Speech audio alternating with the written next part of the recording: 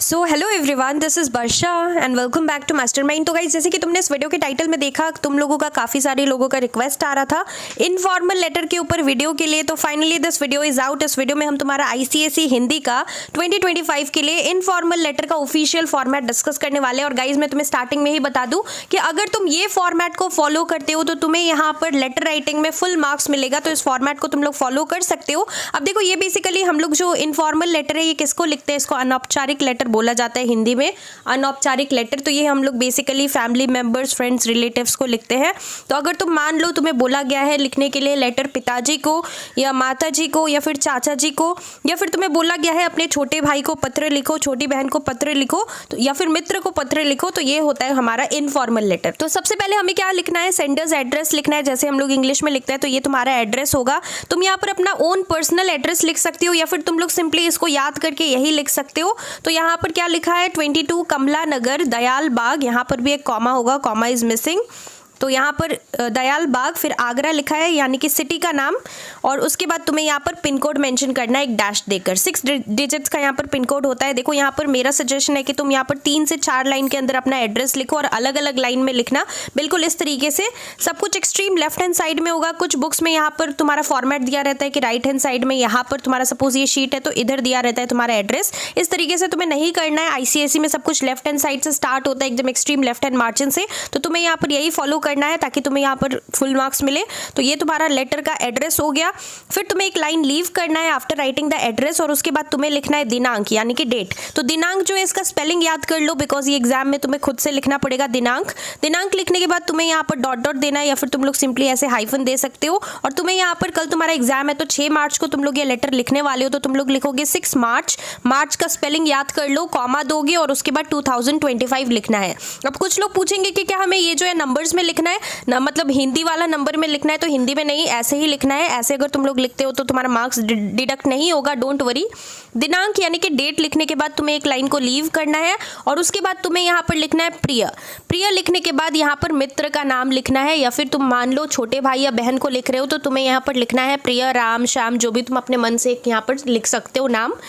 तो ये तुम्हें कब लिखना है? जबकि तुम छोटे भाई या बहन को पत्र लिख रहे हो या मित्र को लिख रहे हो, तब तुम्हें यहाँ पर प्रिय लिखना है, यानी कि डियर जैसे हम लोग इंग्लिश में लिखते हैं, और तुम्हें एक कॉमा देना है। पर अगर तुम यहाँ पर माताजी या पिताजी या चाचा जी को पत्र लिख रहे हो तो तुम्हें यहाँ पर क्या लिखना है? आदरणीय माताजी, आदरणीय पिताजी, या फिर पूजनीय माताजी, पूजनीय पिताजी, पूजनीय चाचा जी। तो ये दोनों में से कोई एक यूज करना है तुम्हें, जबकि तुम लोग यहाँ पर किसी बड़े को पत्र लिख रहे हो। पर अगर छोटे भाई बहन को पत्र लिख रहे हो या मित्र को लिख रहे हो, दोस्त को लिख रहे हो, तो तुम्हें यहाँ पर प्रिय यूज कर इधर नाम लिखना है। तो देखो, मैंने यहाँ पर तुम्हारे लिए रिसेंटली ई बुक्स लॉन्च किया है for ICSE history, civics, bio, chemistry and geography, particularly for 4 subjects. E books in the sense, देखो अभी तुम्हारा बोर्ड एग्जाम्स चल रहा है और जो 2 पर्टिकुलर बोर्ड एग्जाम्स के बीच में गैप है, this is the only time that you are left with. और तुम्हारे पास इतना टाइम नहीं है कि तुम हर एक चैप्टर का हर एक क्वेश्चन, हर एक टॉपिक को डिटेल में कर सको। तो ई बुक के अंदर ओनली लिमिटेड क्वेश्चन है, और वही पिकटअप क्वेश्चन है, वही इंपॉर्टेंट क्वेश्चन है जो 2025 के लिए बहुत इंपॉर्टेंट होने वाला है और जो बोर्ड्स में आने वाला है। देखो, यहाँ पर जो है तुम्हारा इंपॉर्टेंट, जैसे कि बायो में तुम्हारा जितना भी इंपॉर्टेंट डायग्राम बेस्ड क्वेश्चंस है,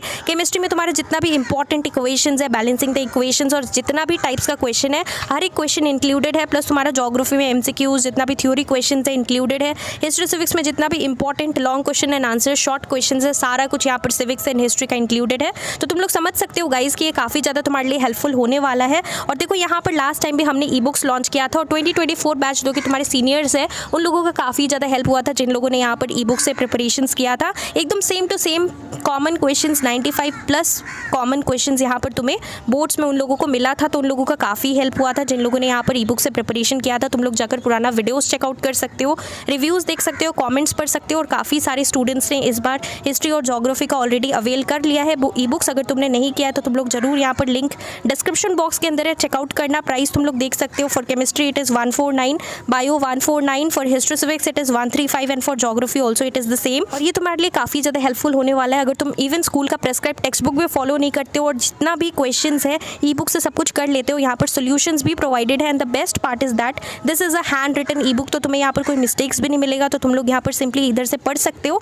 और बोर्ड्स में अच्छा मार्क्स ला सकते हो। So link is there in the description box, do check it out if you want to score good marks in your ICSE 2025 board exams. So I hope it's clear. उसके बाद तुम्हें कोई line leave नहीं करना है। प्रिय लिखने के बाद, ये सपोज मित्र को तुम लिख रहे हो तो ये लिखने के बाद एक कॉमा दोगे और नीचे तुम्हें लिखना है शुभाशीष। शुभाशीष कब लिखना है? जबकि तुम यहाँ पर शुभाशीष तब लिख सकते हो जबकि तुम किसी दोस्त को या छोटे भाई बहन को लिख रहे हो, पर अगर तुम यहाँ पर लिख रहे हो माताजी या पिताजी को तो तुम यहाँ पर लिख सकते हो सादर प्रणाम या फिर मधुर स्मृति। तो ये दो चीज़ तुम लोग कब लिख सकते हो? जबकि तुम यहाँ पर पिताजी माताजी अपने से बड़ों को पत्र लिख रहे हो। और ये लिखने के बाद तुम्हें यहाँ पर एक पूर्ण विराम यानी कि ऐसे फुल स्टॉप जैसे हिंदी में होता है वो देना है। ये भी लिखने के बाद देना है, मतलब यहाँ पर तुम जो भी लिखोगे ये सब में से कोई एक लिखना है डिपेंडिंग ऑन द क्वेश्चन कि क्वेश्चन किसको बोला गया है तुम्हें यहाँ पर पत्र लिखने के लिए। तो काफ़ी ईजी होता है देखो फॉर्मेट। उसके बाद तुम्हें क्या करना है, नीचे यहाँ पर कोई लाइन लीव नहीं करना है और हम अपना लेटर को यानी कि पत्र को स्टार्ट करेंगे।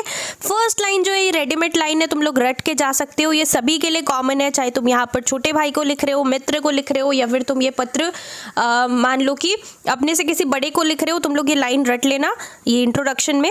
आशा है कि घर पर सब कुशल पूर्वक होगा। तो ये जो स्पेलिंग है कुशल पूर्वक का ये थोड़ा देख लेना, अच्छे से याद कर लो। और यहाँ पर तुम्हारा जो है 3 पैराज में लेटर को डिवाइड करना है। जो तुम्हारा हिंदी का लेटर है जैसे कि हम लोग इंग्लिश में लिखते हैं 3 पैराज में डिवाइड करना है और अलग अलग पैराज होना चाहिए।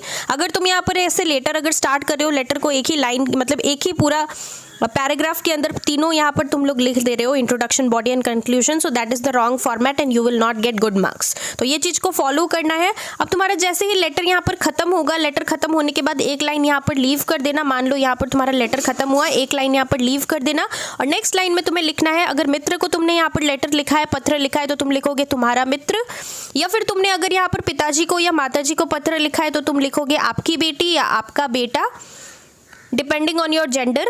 और यहाँ पर तुम लिखोगे अगर तुम मान लो कि छोटे भाई को पत्र लिख रहे हो तो तुम्हें लिखना है तुम्हारी बड़ी बहन या तुम्हारा बड़ा भाई, या फिर अगर तुम किसी फ्रेंड को लिख रहे हो तो तुम्हारी सखी। अगर तुम फीमेल हो तो तुम लिख सकती हो तुम्हारी सखी। और फिर तुम्हें एक कॉमा देना है ये लिखने के बाद, जो कि हम लोग ये लिखेंगे तुम्हारा मित्र है मान लो तो कॉमा देना है। ये सब में से सब कुछ नहीं लिखना है, एक लिखना है depending on the topic again.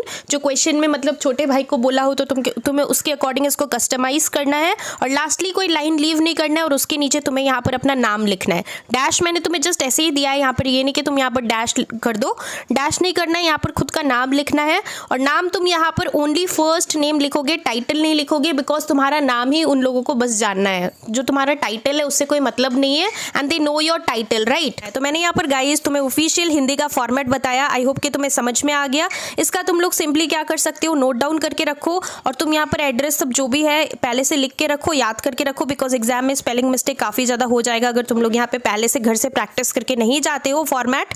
So I hope you found this video helpful. कुछ भी डाउट्स है तो कॉमेंट्स में तुम लोग पूछ सकते हो। फॉर्मल लेटर के ऊपर यानी कि औपचारिक पत्र के ऊपर मैंने ऑलरेडी एक वीडियो बना रखा है। साथ ही साथ हमने वन शॉट साहित्य सागर का जितना भी स्टोरीज एंड पोएम्स है आज ही मॉर्निंग में एक मैंने रिवीजन वीडियो अपलोड किया था जिसमें कि तुम लोग क्विक रिवीजन कर सकते हो। तो तुम यहाँ पर गाइस डिस्क्रिप्शन बॉक्स में हिंदी का प्लेलिस्ट है, जरूर चेकआउट करना। काफी ज्यादा हेल्पफुल वीडियोस तुम्हें मिल जाएगा हिंदी के लिए। All the best for your Hindi exams.